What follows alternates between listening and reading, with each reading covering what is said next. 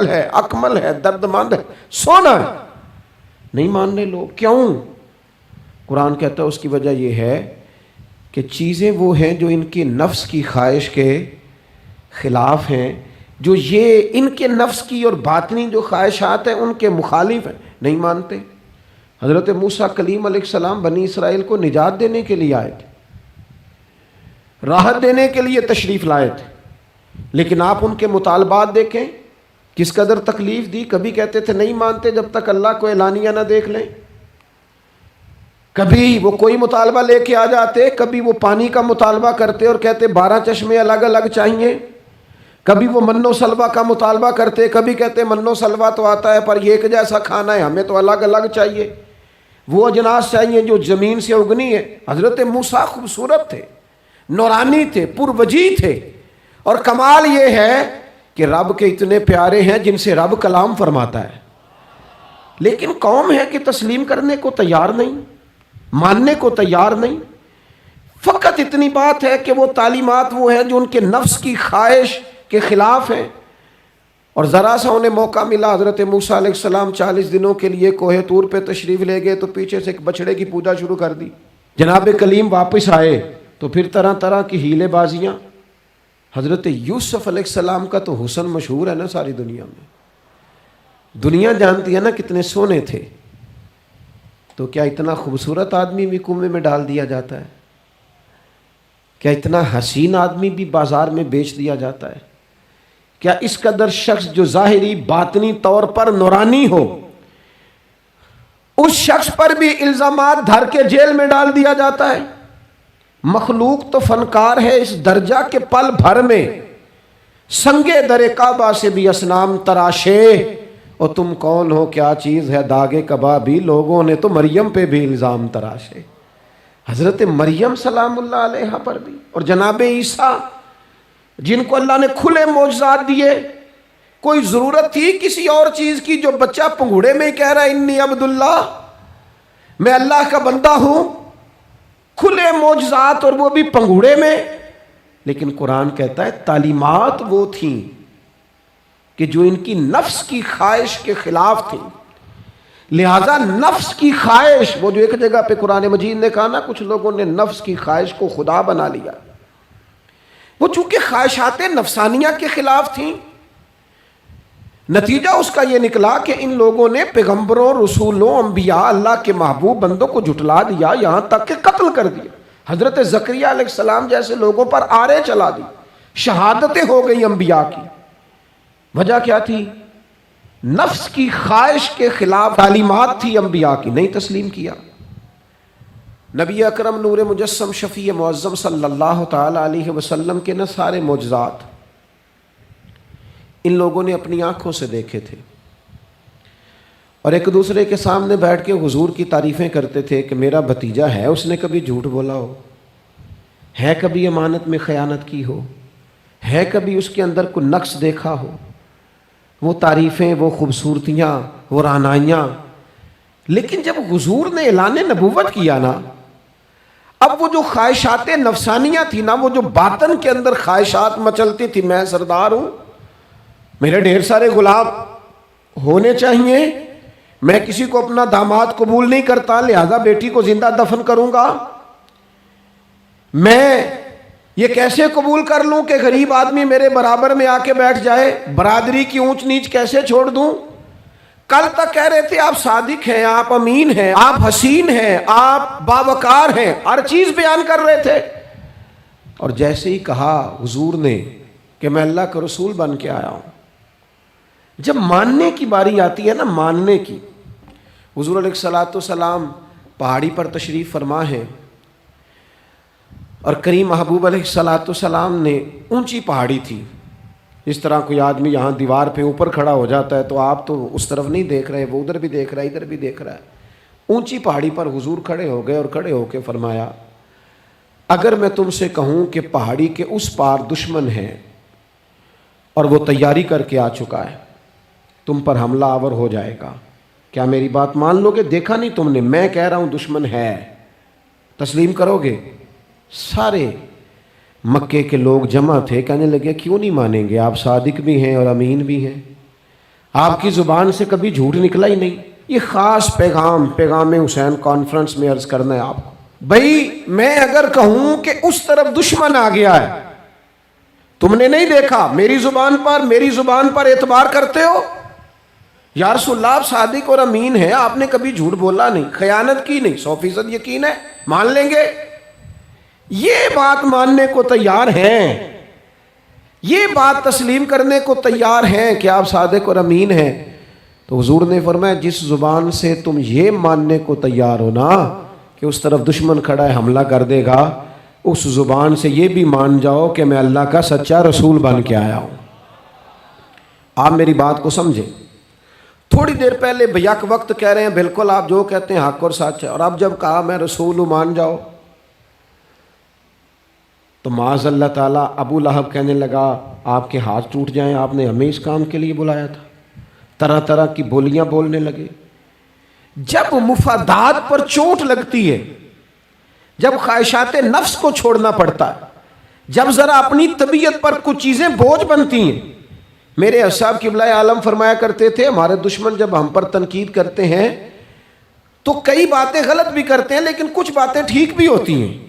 بجائے اس کے کہ ہم اسی وقت اٹھ کے قبول کریں، تسلیم کریں کہ جناب یہ بات جو آپ نے کیا یہ بالکل ٹھیک ہے، میں کھلے دل سے اس کو قبول کرتا ہوں. اتنی جرت کون کرے؟ اتنی ہمت کا مظاہرہ کون کرے؟ وہ چیزیں جو ہمارے نفس کی خواہش کے خلاف ہوتی ہیں ہم قبول کرنے کو تیار ہی نہیں ہوتے. لیکن جو مزاج دین ہمیں عطا کرتا ہے، وہ دین ہمیں یہ عطا کرتا ہے کہ جب تم یہ دیکھو نا کہ بات جو ہو رہی ہے وہ بات ٹھیک ہے، اگرچہ میرے مفادات کے بھی خلاف ہے، اگرچہ میرے نفس کی خواہش کے بھی خلاف ہے، اگرچہ میری سرداری کے بھی خلاف، ہو سکتا ہے میرا مالی نقصان بھی ہو، لیکن چونکہ ٹھیک ہے لہذا مجھے قبول کر لینی چاہیے. یہ جرت پیدا کریں اپنے دل کے اندر، یہ طاقت پیدا کریں. یہ آج کا پیغام ہے. آپ دیکھیے حضرت فاروق اعظم رضی اللہ تعالیٰ عنہ نے مسئلہ بیان کیا تو جناب فاروق اعظم رضی اللہ تعالیٰ عنہ نے اس مسئلے میں عورتوں کے مہر کے متعلقہ جو حق مہر ہوتا ہے خاتون کا، اس کے متعلقہ جناب عمر نے کوئی مسئلہ بیان کیا. تو آپ جمعہ پڑھا کے باہر نکلے تو ایک خاتون کھڑی تھی دروازے پر، کہنے لگی امیر المومنین حد ہو گئی ہے، آپ عورتوں کو مہر لینے پر پابندی لگا رہے ہیں، اتنا لینا اتنا نہ لینا، اور اللہ رسول نے کھلی اجازت دی ہے جتنا مرضی لے لیں. اس خاتون نے دلائل پیش کیے. اب امیر المومنین کے سامنے ایک تو ہے کہ عام مرد کے سامنے عورت بات کرے تو لوگ قبول نہیں کرتے، اور 22 لاکھ مربع میل کا حکمران اور جس کے بارے میں معروف ہے کہ ان کا درہ ہر وقت چلتا ہے. اس خاتون نے جناب عمر سے کہا کہ جناب مسئلہ یوں ہے، آپ نے یوں بیان کیا ہے. اب ارد گرد لوگ کھڑے تھے، کسی نے یہ نہیں کہا گستاخ معاذ اللہ تو کیا کہہ رہی ہے، امیر المومنین کے سامنے کلام کرتی ہے. بات حق تھی، کسی نے جرت نہیں کی. ایک شخص حضرت عمر سے کہنے لگے حضور آپ کچھ بولتے کیوں نہیں، کچھ تبصرہ کریں. فرمانے لگے بولنا کیا ہے، ایک مرد نے خطا کی ہے اور ایک عورت ٹھیک کہہ رہی ہے، اس کی بات درست ہے، میں کھلے دل سے قبول کرتا ہوں. نفس پر گرچہ چوٹ لگتی ہے اسے قبول کریں. کیوں حق کے معاملے میں حضرت صاحب بندے بڑے اچھے ہیں، قبلہ بڑے نفیس آدمی، اور جناب ان کی طبیعت بڑی اچھی ہے، تو پھر آپ قبول کر لیں ان کی بات کو. کہتے ہیں آپ دعا کریں میرے لیے میں قبول کر لوں، آپ دعا کریں میں ٹھیک ہو جاؤں. او خدا کے بندے جسے تو ٹھیک سمجھ رہا ہے اس کی بات کو قبول کر، اس بات کا قائل ہو جا، اس پر عمل کر. ہمارے مزاجوں میں وہ جو نفسانی خواہشات کا غلبہ ہے آج بھی پوری طرح وہ ہمیں اپنی لپیٹ میں لیے ہوئے. ہم سمجھنے کو تیار نہیں ہوتے حق حق ہوتا ہے، اور جب حق واضح ہو جائے پھر نفسانی خواہشات کو نہ دیکھو. نفس ایک بچے کی طرح ہے، اس کی ایک بات مانو گے دوسری خواہش کرے گا، دوسری بات مانو گے تیسری خواہش کرے گا. اللہ کے محبوب علیہ السلام نے دعا فرمائی ہے، مسند امام احمد بن حنبل میں موجود ہے. حضور اللہ کی بارگاہ میں عرض کرتے ہیں تعلیم امت کے لیے، صرف ہمیں سمجھانے کے لیے، ورنہ تو معصوم عن الخطا ہے. محبوب اللہ کی بارگاہ میں عرض کرتے ہیں اے اللہ مجھے اس خواہش سے بچانا جو ایک اور خواہش میں مبتلا کر دے، اس خواہش سے بچانا جو خواہشات کے دروازے کھول. ہم اپنے نفس کو لے کر دین کے مقابلے میں کھڑے ہو گئے. میری برادری کہتی ہے کہ شادی میں ڈھول بجے گا، تماشا ہوگا، اور اللہ رسول کہتے ہیں کہ اس میں شریعت کا بول بالا ہوگا، پتہ چلے گا جیتتا کون ہے۔ میری اولاد کہتی ہے کہ اس رستے جانا ہے، رب رسول فرماتے ہیں اس راہ پہ جانا ہے، نفس کی خواہش اور ہے، اللہ رسول کا حکم اور ہے، ہم اس کو تسلیم کرنے کو تیار نہیں ہوتے۔ معافی مانگنی پڑ گئی ہے ایک بندے سے، ہماری جو بنائی ہوئے قبیلے اور برادریوں میں اونچ نیچ ہے اس کے حساب سے ہم بڑے قبیلے سے ہیں، وہ چھوٹی قبیلے سے ہیں، ہم نے جو بنائی ہے، ورنہ تو قبیلے فقط تعارف کے لیے ہوتے، معذرت کرنی پڑ گئی ہے۔ لیکن کمال ہے ہمارے مزاج میں وہ پیدا ہو، اللہ رسول کو راضی کرنے کے لیے تھوڑی دیر اپنے نفس کو کچلیں، ممکن ہے ایسا ہو، کرتے ہی نہیں ایسا، مزاج نہیں بنایا، ہمارے نفس کی خواہش کے مطابق اگر چلیں پھر سارا۔ آپ یقین کریں لوگ استادوں کے پاس جا کے عزتیں اور پروٹوکول ڈھونڈتے ہیں، پیروں کے پاس جا کے عزتیں اور پروٹوکول ڈھونڈتے ہیں، ایسی جگہوں پہ جہاں پروٹوکول دینے کی باری تھی وہاں بھی لینے کے چکر میں پڑ جاتے۔ دینی کاموں میں اگر 4 لوگ ایک جگہ پہ اکٹھے کیے جاتے ہیں نا، یہاں دینی کام کر لو، تو وہاں جھگڑا شروع ہو جاتا ہے۔ دینی کام تو کرنا ہے پر آگے کون لگے گا، دینی کام تو کرنا ہے پر اس میں سربراہی کس کو ملے گی، دینی کام تو کرنا ہے اس میں نام کس کا ہوگا، اس میں بڑا قد کس کا شمار کیا جائے۔ اس طرح قومیں آگے بڑھتی ہیں، اہل حق اس طرح ہوتے ہیں، سب سے آگے اپنے نفس کو رکھا جائے اور پھر انسان کا انقلاب آ جائے، یہ کیسے ممکن ہے؟ حضرت ابو ذر غفاری، میں قربان اس شخص پر، سیدنا ابو ذر غفاری اس امت کے درویش فقیر، ایسا شخص جس کے بارے میں محبوب نے فرمایا زمین کے اوپر اور آسمان کے نیچے میرے ابو ذر سے سچا بندہ کوئی نہیں۔ اتنا بڑا آدمی زندگی فقر و فاقے میں گزار دی، اپنے مزاج پر طاری کر لی چیزیں کہ بس وہ سادگی جو ہمیں ہمارے رسول نے سکھائی ہے اسی میں رہنا ہے۔ حضرت ابو ذر غفاری گفتگو ہو رہی تھی، بات چیت ہو رہی تھی، جناب بلال حبشی رضی اللہ تعالیٰ عنہ کے ساتھ محو کلام تھے۔ حضرت بلال نے اپنے آپ کو سمجھا لیا تھا کہ میں دروازہ رسول کا گدا ہوں۔ کچھ لوگ نا غلام بے دام ہوتے ہیں، بے دام۔ ہمارے ہاں نا کچھ لوگوں کا پروٹوکول ہوتا ہے اور کچھ لوگ ایسے ہوتے ہیں جو صبح سے لے کے شام تک جھاڑو دے رہے ہوتے ہیں، خدمتیں کر رہے ہوتے ہیں۔ میں آپ کو صحیح معنوں میں بتاؤں تو اصل حقدار وہ ہوتے ہیں لوگ، اصل ڈیوٹیاں ان لوگوں کی ہوتی ہیں۔ حضرت بلال حبشی نے طے کر لیا تھا کہ میں نے بس نوکری کرنی اور توجہ سے کرنی ہے۔ اور میں آپ کو دل کی بات بتاؤں، میں نے بڑے کیمرے دیکھے اپنی زندگی میں، میں نے بڑا کچھ دیکھا تھوڑے وقت میں۔ میں آپ سے عرض کروں، وہ بڑی مزیدار زندگی ہوتی ہے جس میں انسان تھوڑا پیچھے بیٹھا ہوا ہوتا ہے، جس میں نا بہت سارے کام ہیں۔ میں تھوڑے دن پہلے ایک جگہ جماعت کرانے کے لیے کھڑا ہوا، ایک صاحب نے جماعت کی ویڈیو بنانی شروع کر دی، بعد میں مجھے دوست بتانے لگے، او خدا کے بندے، عبادت، تقریر میں کبھی رونا آ جاتا تھا، دعا میں رونا آ جاتا تھا، میں نے ضبط کرنا شروع کر دیا، چھوڑ دیا۔ لوگ آنسو بیچنے لگ جاتے، پیر صاحب رو پڑے۔ پیر صاحب کس بات پہ روئے؟ او خدا کے بندو، پیر کو معافی لے لینے دو اللہ رسول سے، اپنے لیے اپنے سنگیوں کے لیے اللہ کے حضور اسے آنسو بہانے دو۔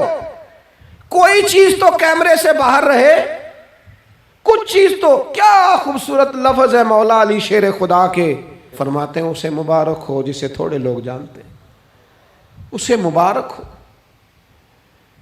سے ثبوت نہ پچھو میتھوں، پلائے نظر کرم کا دھوئی، اے میں جانا یا دل بر جانے غیر نہ جانے کوئی، میں مسکین پرانا خادم کسے در ملی نہ ٹوئی، یہ تے واصف یار نے نظر جو کی تھی تے واصف ہی ہوئی۔ یہ تو اس کا فیصلہ ہے، ہمارے لیے مقام شکر ہے، ہر مقام پر شکر گزار ہیں، عاجزی کرتے ہیں، لیکن جو معاشرے کا ماحول بن گیا، یعنی ایک بندے سے بھی آپ بغیر کیمرے کے ملاقات ہی نہیں کر سکتے۔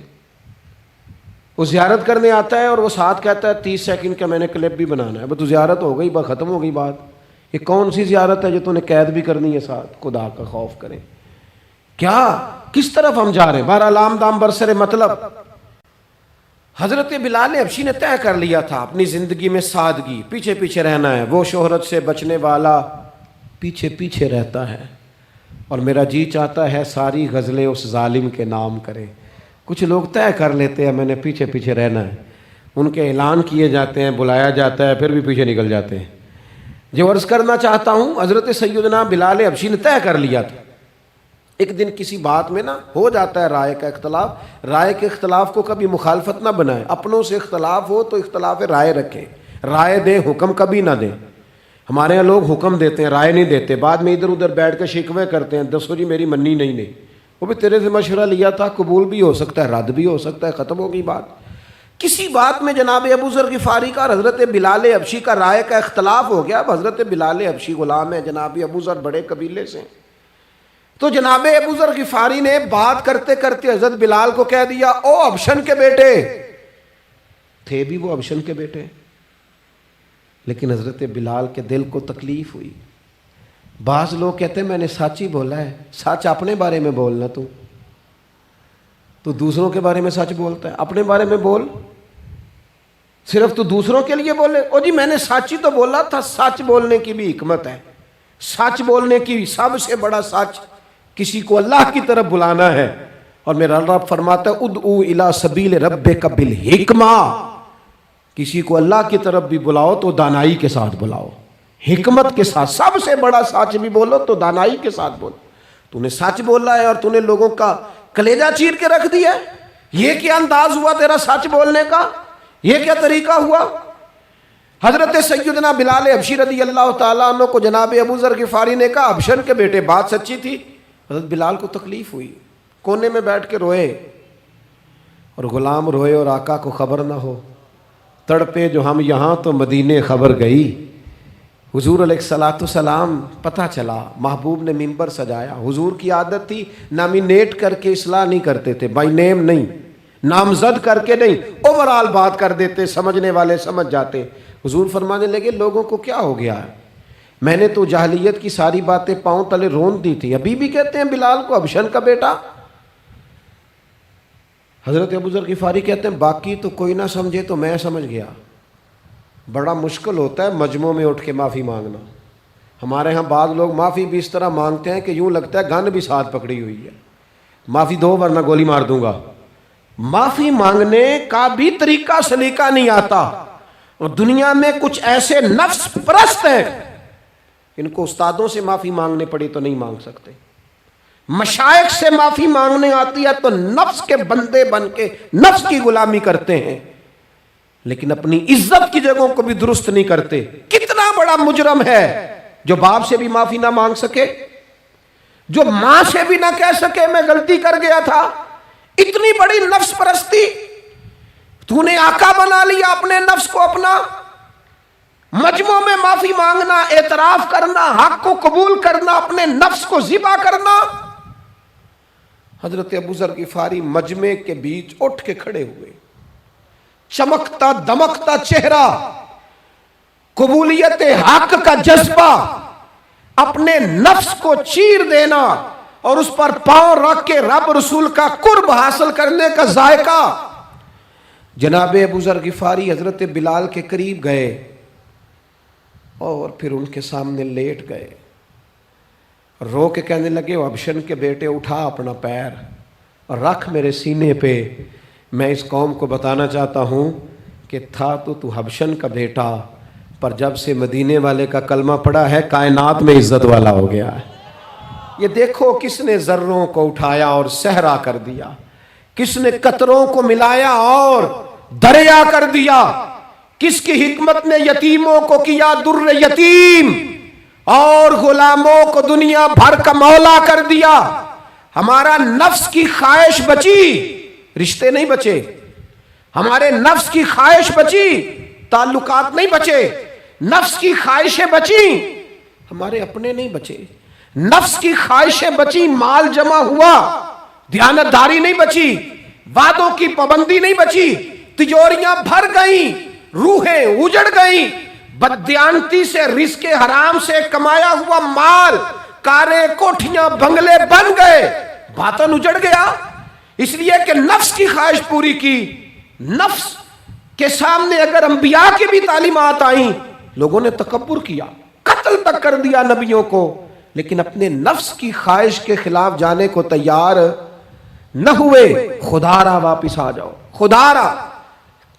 وقت آیا، یہ وقت بدلتا رہا، یہ دور تبدیل ہوتا رہا، لوگوں نے اپنی بادشاہیاں قائم کرنے کے لیے بڑے بڑے قتل کیے، ہلاکو خان نے انسانی کھوپڑیوں کے مینار بنائے، لوگوں نے بڑے بڑے ظلم کیے، جبر کیے، خوف اور ہراس پھیلایا، اپنے اقتدار پکے کرنے کے لیے بڑے بڑے جبر کیے۔ پھر کیا ہوا؟ ایسی ایسی بیماریاں لگیں جن کے علاج ہی کوئی نہیں تھے دنیا میں، بھری ہوئی تجوریاں، پیسے باہر گر رہے ہیں، پر ڈاکٹر کہہ رہا ہے تیرا مرض ہی وہ ہے جس کا علاج ہی کوئی نہیں۔ اللہ تبارک و تعالیٰ کے قانون سے جب لوگ ٹکراتے ہیں پھر پاش پاش ہو جاتے ہیں۔ وقت گزرا، ٹائم یزید کا آیا، وقت گزرا تو ٹائم عبید اللہ ابن زیاد کا آیا، ٹائم شمر کا آیا۔ 1450 سال گزرنے کے بعد اس ہزاروں کے مجمع میں سے ایک ایک بچے کو حدیث یاد ہے کہ حسن اور حسین جنتی جوانوں کے سردار ہیں۔ بتاؤ یزید کو نہیں آتی تھی؟ شمر کو نہیں پتا تھا؟ کلمہ تو پڑھتے تھے نا یہ؟ عبید اللہ ابن زیاد کو نہیں پتا تھا؟ نبی پاک علیہ السلام کے کندھوں پر حسنین رہے، ان سب کو پتہ نہیں تھا؟ یہ جانتے نہیں تھے کہ یہ وہ حسنین کریمین ہیں جن کو حضور سنتے تھے، فرماتے تھے یہ میرے پھول ہیں دونوں؟ کیا بات رضا اس چمنستان کرم کی، زہرا ہے کلی جس میں حسن اور حسین پھول۔ آج 1450 سال گزرنے کے بعد امت کو حدیث آتی ہے کہ نبی پاک علیہ السلام نے فرمایا جس نے حسن اور حسین سے پیار کیا اس نے مجھ سے پیار کیا، جس نے ان سے بغض رکھا اس نے مجھ سے بغض رکھا۔ کلمہ پڑھتے تھے، مسلمان کہلاتے تھے۔ 10 محرم کو جمعے کا دن تھا، امام حسین امامہ باندھ کے گھوڑے پر بیٹھ کر خطبہ دینے لگے تو ایک شخص اندر سے بول کے کہنے لگا حسین تقریر لمبی نہ کر، ہمارا جمعہ لیٹ ہو رہا ہے۔ بلے ہو نمازیو، سامنے وہ شخصیت کھڑی ہے جس پر ابھی درود پڑھیں گے نماز میں، اللہم صلی علی محمد وعلی، ابھی درود پڑھیں گے حسین ابن علی پر، ابھی شہید کر کے ابھی درود پڑھیں گے، وہ سامنے کھڑے۔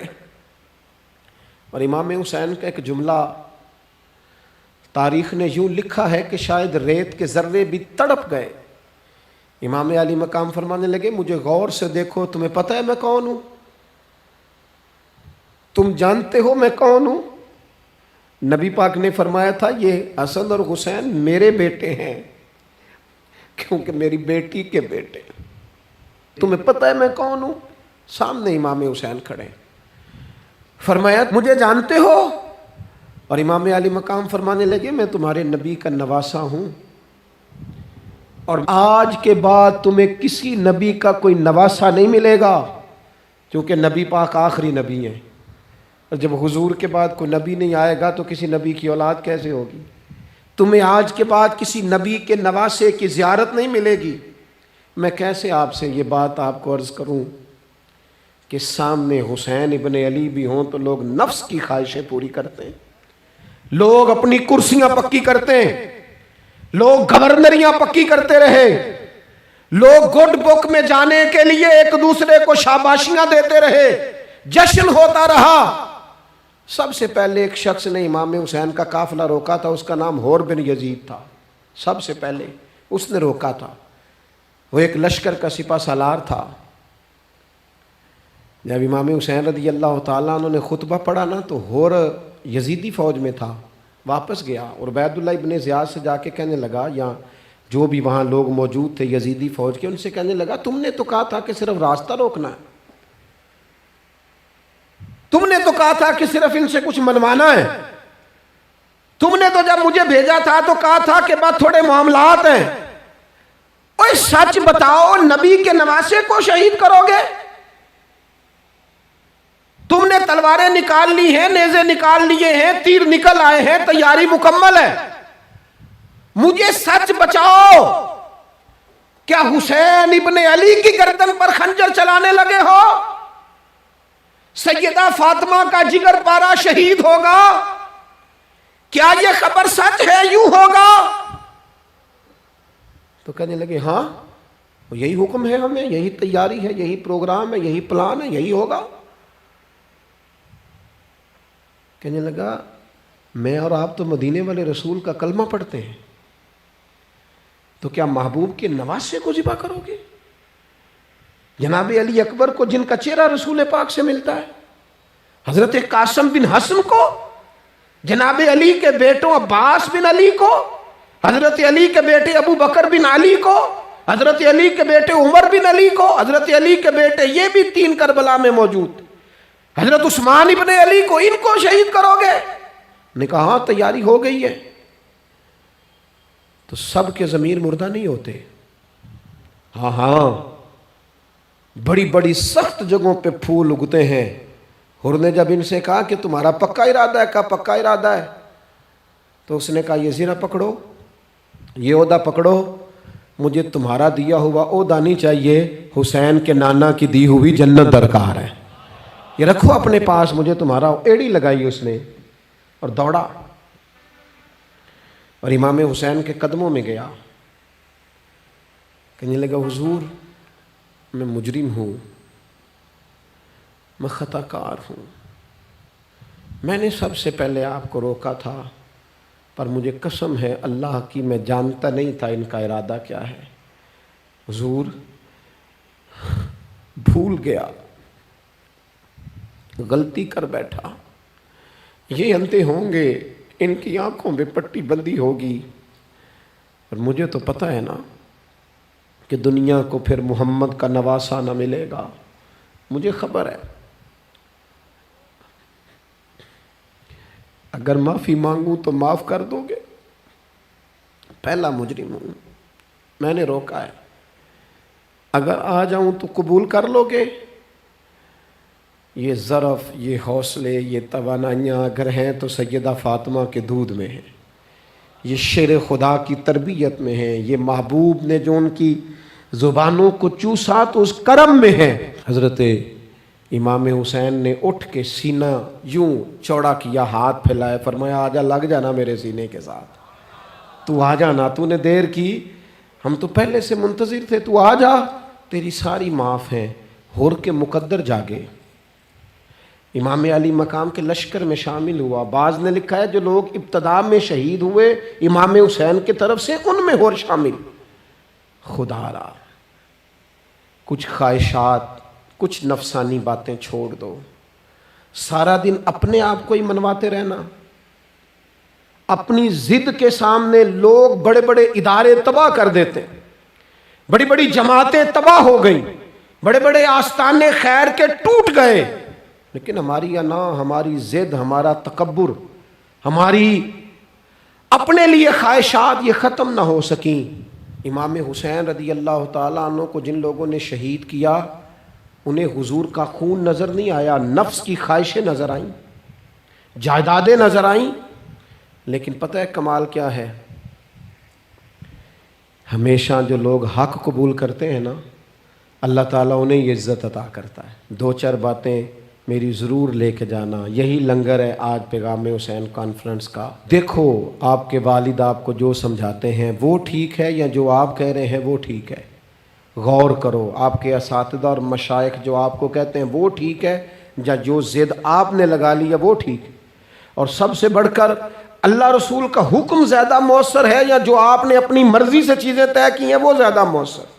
اپنی نفسانی خواہشات کو تھوڑی دیر کے لیے کنٹرول کرو، اپنے آپ پر تھوڑی دیر کے لیے پابندی لگاؤ، ایک ایک کر کے اپنی خواہشات کو کچلو، زندگی کے اندر کچھ ایسی چیزیں پیدا کرو جس سے روح تازہ رہے، دل تازہ رہے، طبیعت تازہ رہے، دین بچا رہے۔ جتنی طلاقیں ہوتی ہیں نا معاشرے میں، ہم سے اگر دن میں 100 لوگ مسئلہ پوچھتے ہیں تو 95 طلاق والے ہوتے ہیں، سوائے اس کے کہ نہ میاں ہارنے کو تیار تھا نہ بیوی ہارنے کو تیار تھی، بالآخر رشتہ ہی ہارا، دونوں کے ہوتے ہوئے بچے یتیموں جیسی زندگی گزارنے لگے۔ تھوڑی دیر کے لیے لوگ چپ نہیں کیے، سارا کچھ ختم کر لیا۔ اپنی مزاج کے اندر، اپنی طبیعت کے اندر تحمل پیدا کرو، بردباری۔ میں ایک دفعہ بہت پریشان تھا، حالات کچھ عجیب رخ اختیار کر گئے، بہت پریشان تھا، تو میں ایک بزرگ کی خدمت میں حاضر ہوا، میں نے کہا دعا فرمائیے گا، تو مجھے کہنے لگے سیدہ زینب کی سیرت پڑھو۔ تو میں نے پہلے دن آ کے کتاب کھولی نا، تو دربار دمشق میں جو جناب زینب نے کلام فرمایا نا، انسان ٹوٹ جاتا ہے، لیکن انسان حق پہ ہو کہ اگر گلا بھی کٹا لینا تو اس کا مزاج طاقتور رہتا ہے، روح طاقتور رہتی، اسے محسوس ہوتا ہے کہ میں کمزور نہیں پڑا۔ یزید نے جب کوئی بات کی نا دمشق کے دربار میں، تو حضرت زینب پیچھے بیٹھی تھی پردے کے لوگوں کے درمیان، اس نے جب کوئی بات کی تو جناب زینب وہاں سے اٹھ کے، ہماری خواتین ہر بات پہ روتی ہیں، دو کہیں کہ ختم ہی نہیں ہوتے، جناب زینب پیچھے سے اٹھیں پردے کے پیچھے سے، اور جب اپنی گرجدار آواز میں انہوں نے گفتگو شروع کی تو وہاں ایک نابینا بزرگ بیٹھے تھے جو مولا علی شیر خدا کی بارگاہ میں حاضری دیا کرتے تھے۔ جب سیدہ زینب نے خطبہ شروع کیا نا تو وہ بزرگ چونک گئے، اور وہ نابینا تھے تو ساتھ والے آدمی کا گھٹنا ہلا کے کہنے لگے، علی آ گئے دربار میں، علی کی آواز ہے، علی بول رہے ہیں دربار دمشق میں، وہ زینب کا خطاب منبر پہ علی بول رہے ہوں جیسے، علی آ گئے، وہ گرج آواز میں، وہ تنتنا، وہ دبدبا، وہ وزاداری، وہ ان کی بات میں صداقت، کانپ گئی ہر چیز دربار کی۔